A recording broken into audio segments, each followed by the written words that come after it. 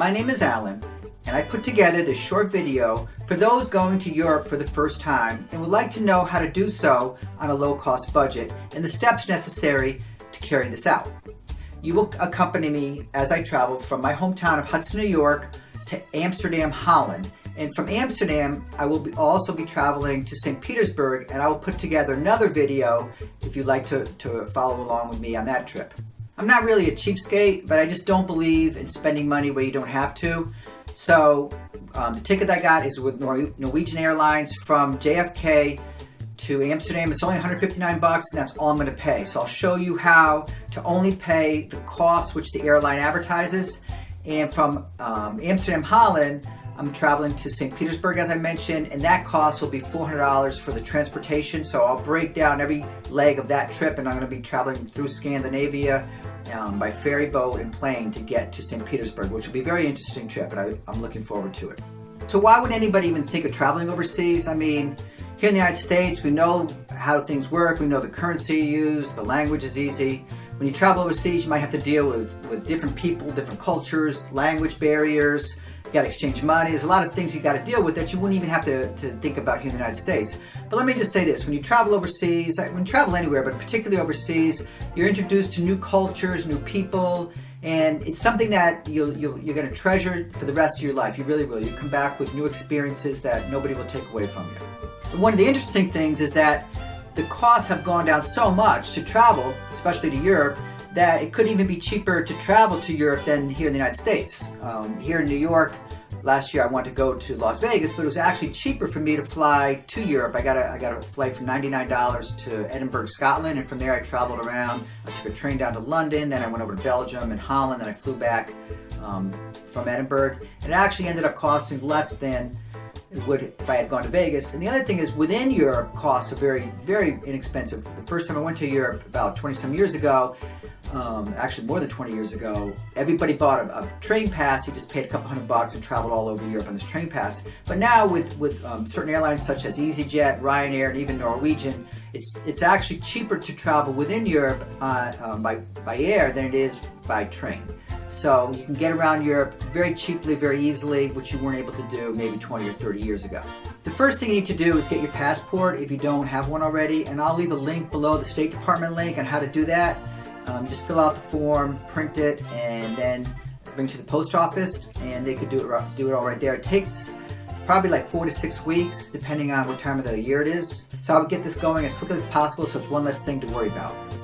The other thing is, I would do some research into where you want to go, how much it's going to cost you, travel expenses, transportation, lodging. A good place to start is TripAdvisor, because you get a lot of unbiased reviews of places to stay, things to do, places to eat and everything. So TripAdvisor is a really good place to start. For hotels, I always use Booking.com, because you could often reserve a place and then cancel it or change your reservations later on. And for the most part, I've had pretty good luck with them. As far as airlines go, I've used Norwegian Airlines because it's convenient for me. They fly out of Stewart Airport, and they also fly out of JFK. But they're expanding. They're all over the United States now, and they fly almost everywhere from the United States to Europe and also within Europe. I'm actually taking a Norwegian flight, I believe, from Amsterdam to Stockholm, Sweden next week. So there's also WOW Airlines, which goes through Iceland. And I also like to start out on Google Flights, because they're going to source the cheapest flight to where you want to go. Just watch the layover times and everything. You don't want to sit in Iceland for 10 hours with nothing to do. And the last thing is to determine a budget. On this trip I'm taking now, I got most of my transportation costs paid for, most of my lodging paid for, and my budget's going to be about 75 bucks a day. And I'm going to show you how I determine that and ways to save money along the way so that you don't go over your budget. But I'm basically planning on spending about 75 bucks a day, and this just includes incidentals along with food, beverages. And if you do travel it depends on whether you travel alone or not. If you're traveling with somebody else, splitting the lodging costs will save you a lot of money, and also splitting meals sometimes is good, because if you're not sure what to get, you could order different plates and then split that. So it's good to travel with somebody to reduce costs.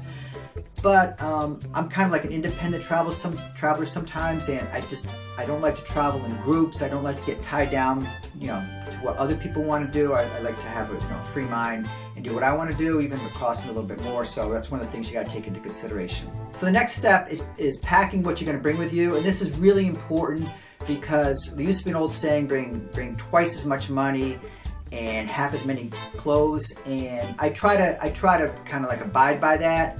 When you're traveling, if you're going to be gone for 8 days or whatever, I would only bring like 4 days worth of clothes, and you could always wash clothes along the way. Hotels often have laundry service, and I even bring a laundry bar soap and wash clothes in the shower sometimes. I don't like to carry. I like to travel light, and also the airlines are going to charge you if you go over the limit, even for carry-on baggage. So that's really important. So the next step right now is we're going to see exactly what you should bring along with you.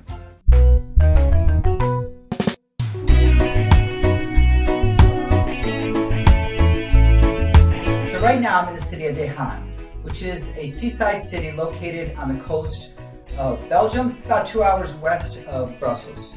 We spent a couple nights in Bruges a couple days ago, and now we're in this beautiful city. And let me tell you, it's a nice city and it's rather cheap.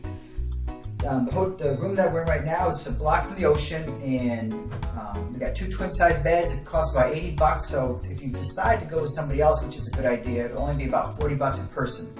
Nice big spacious room, and we had a nice breakfast this morning. It was good, and it would be one of these places that you may want to consider going to.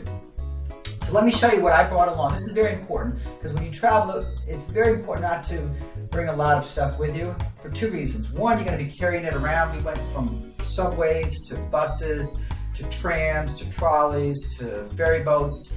You don't want to be lugging a lot of crap. Most importantly, airlines now charge you for excess baggage. We came from the United States to Amsterdam actually, and we used Norwegian Airlines. They give you an allotment of 10 kilos, which is 22 pounds that you can carry on, and they don't charge you anything extra. If you do go over, and there were people that went over, it's about $100 per bag, even if it's a carry-on. So you gotta be very careful. But I bought this bag on Amazon, and it's a backpack with wheels, and it also has straps, and I fit everything that I need for this 20-day trip in here. So that's a great purchase, and I'll have all the products that I'm showing here, all the ones that you can buy on Amazon. I may also set up a Facebook page which will have all the products also.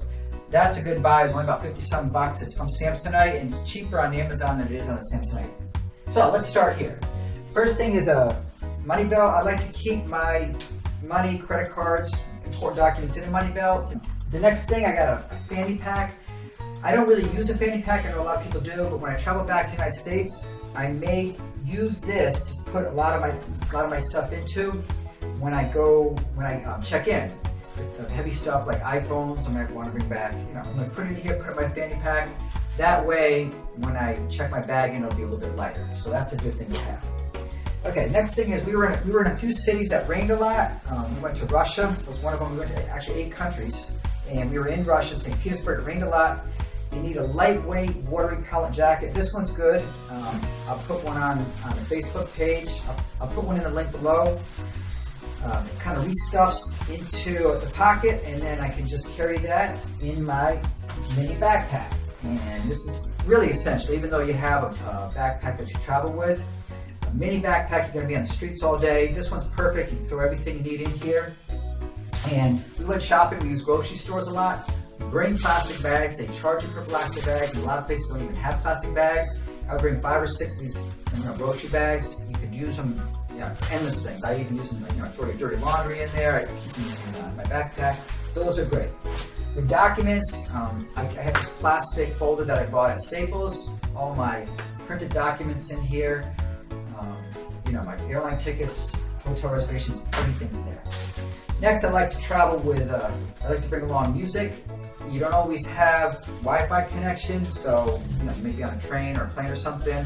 This is an iPod, it's an old school player. I always like to have music, so I have my earphones, and I also have a little speaker. It's actually, this is worth it to bring along. I hook it up. Sometimes you go to countries that don't have programs in the language English language, and you might just want to listen to some music. And I have a Sirius app, Sirius XM radio app, and I can get CNN News and all that. This is really good, even though it's a little extra to bring along. Next, if you take a lot of pictures, you're going to use up a lot of storage. They go to iCloud if you have the iPhone. You could also buy a little storage device. I put on my, it's good also as a backup. I put everything on there. It's also great to have a charger. This works pretty well. When I'm on the streets, my iPhone gets low. I just charge it up. This is on Amazon also. I'll throw that on there. The other thing is you'll need an adapter. This adapter that's on Amazon, and I'll put the link below again, worked everywhere in Western Europe except England. Our next stop is Ireland. I believe it's not going to work there also, so we're going to have to figure something out. But it's got 2 inputs, and these are the same adapters that I have in the United States. And I just plug it right in there with the USB. Some of these adapters also have, as you know, probably know, multiple ports, so it might be a good idea just to buy an extra one with multiple ports so you can charge multiple devices. Good idea. I always bring a plastic bottle with me. I could always fill it up with water or any other kind of liquid. I just pour it in there.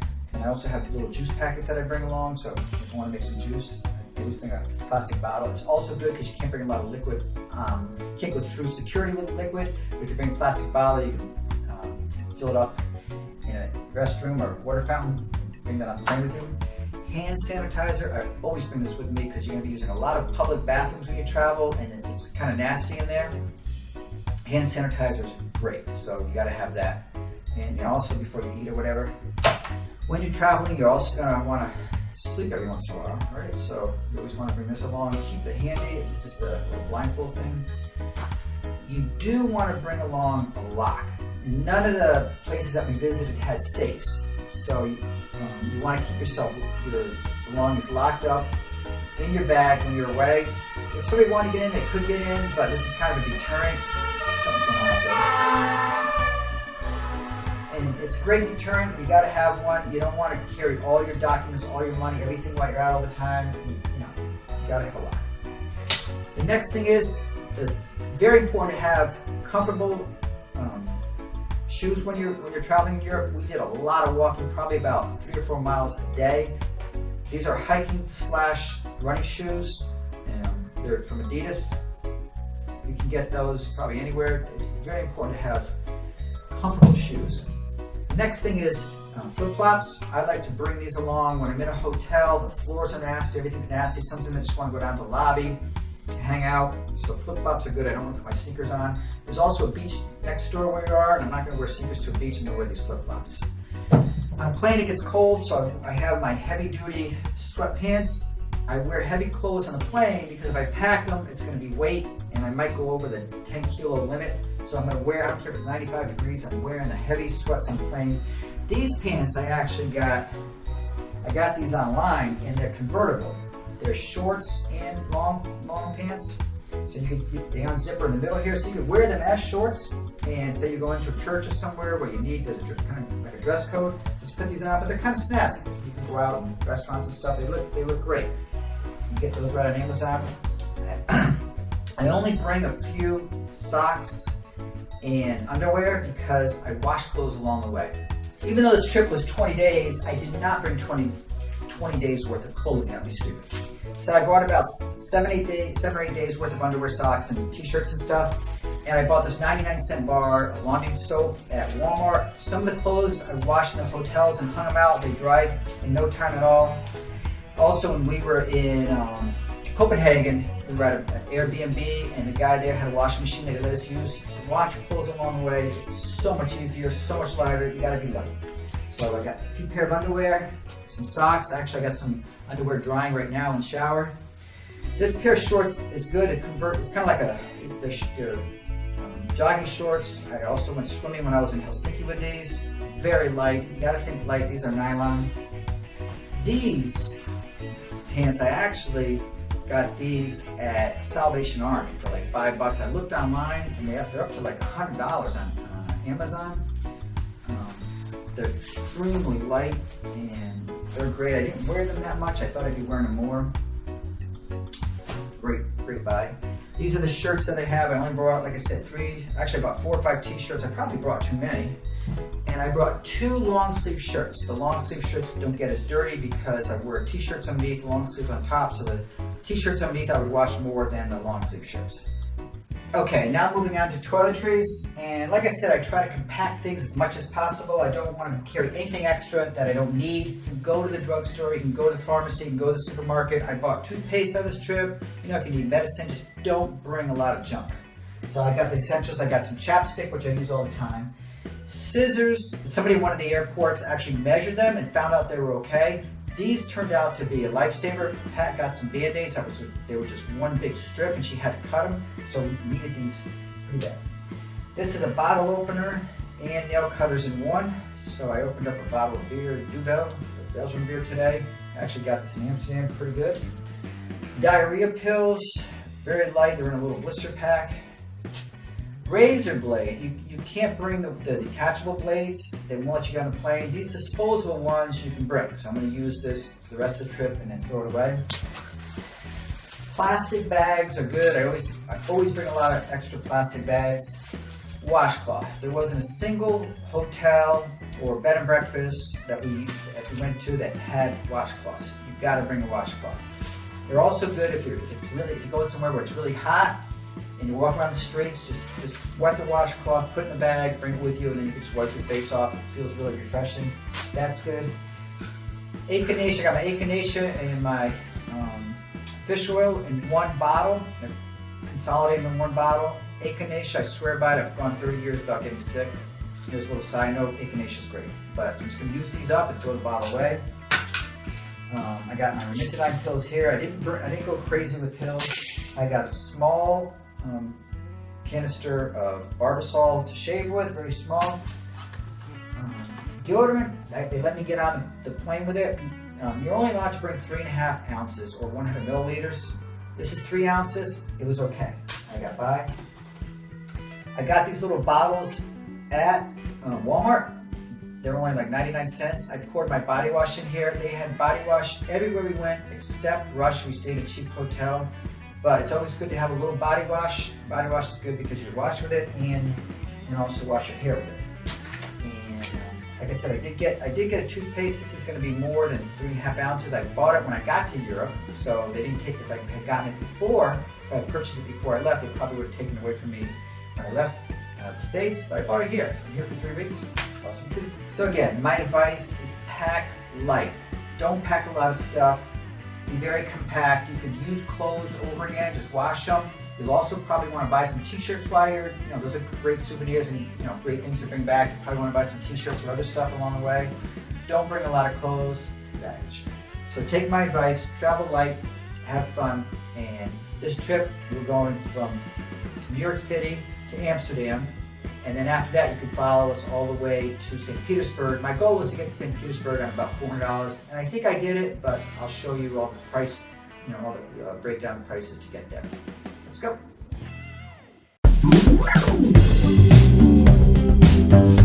Okay, so just a few tips involving your ticket purchase and traveling experience on plane. Your ticket price includes all taxes and fees, but the airlines will try to cram in as many add-ons as they can, so you will need to know how to outsmart them.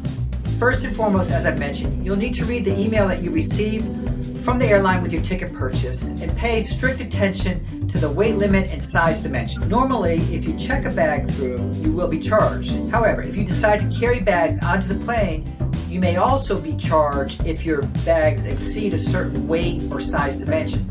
So that's where you have to be really careful. Remember, it's the total weight that the airlines look at. So if a woman has a purse and a carry-on bag, they're going to add those two together to see if they exceed the limit stipulated by the airlines. If your bags do go over the limit, you may be charged as much as $100. So you got to be very careful with that. Do think you're going to be over the limit no matter what. The best thing to do if you're traveling with somebody else is to combine all your belongings into one bag and just check that one bag through and split the cost. Okay, next thing is you will be asked by the airlines via email normally if you want to choose your seats before you get on the plane. I've had very good luck with Norwegian in that every time I've traveled with Norwegian, I've been able to travel with my traveling partner, just sit next to them at no cost. So when we check in together. We were able to sit together. With Ryan Airline, however, we didn't reserve our seats ahead of time, and we ended up sitting in separate rows, but it was only about an hour and a half flight, so it wasn't really a big deal. But normally I would choose not to reserve my seats ahead of time. And finally, I think it's a good idea to bring some food on board. I usually, like I said, I purchase a Subway sandwich, maybe a 12-inch, and I split it with the person I'm traveling with. I also like to bring maybe some energy bars and some snacks like pretzels or something. There's no problem bringing those on board. And like I said, you can bring an empty water bottle, go through security, and then fill it up either at the water fountain or the bathroom. It's always a long flight when you travel overseas, and it can be anywhere from about 8 hours to, who knows, 12, 15 hours. So it's good to bring food along. It is expensive on the plane, so I always try to bring some food. If you want to get a coffee or something, that's no problem, but it's something I like to do.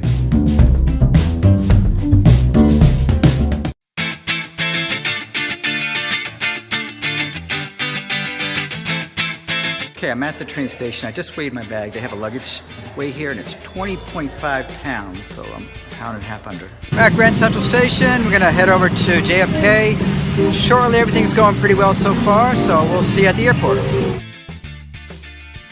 Pat brought on plastic bottles, and we filled them with water. There we go.